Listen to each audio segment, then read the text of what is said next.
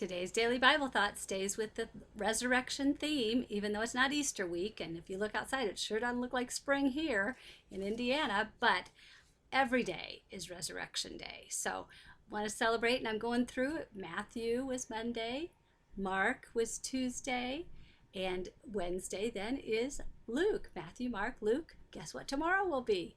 If you know the four Gospels, you know what to expect. And then Friday's a wild card. You'll just have to tune in to find out.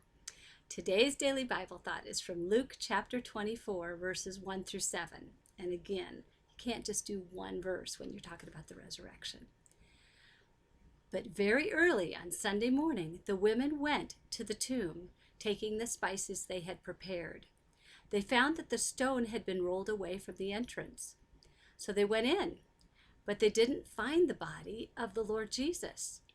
As they stood there puzzled, two men suddenly appeared to them, clothed in dazzling robes. The women were terrified and bowed with their faces to the ground. Then the men asked, "Why are you looking among the dead for someone who is alive? He isn't here.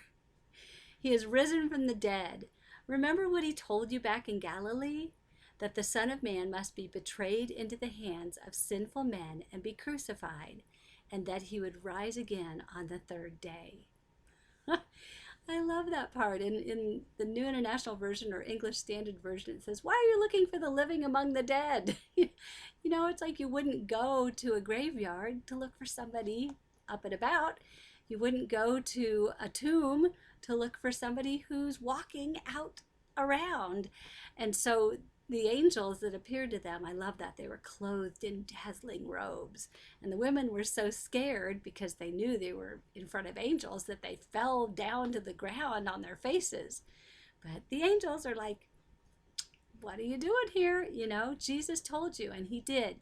Read the Gospels. Look at the different times Jesus explained to the disciples exactly what would happen, but they couldn't understand it, and they didn't really want to grasp it. Peter even told Jesus, when Jesus explained that he was going to die, Peter's like, "No, far be it. You can't do that." And Jesus said, "Get behind me, Satan." Not calling Peter Satan, but the idea that Jesus wouldn't die or couldn't die is not of God. It's an enemy thought, because Jesus had to die and be buried and be raised from the dead in order for us to have salvation.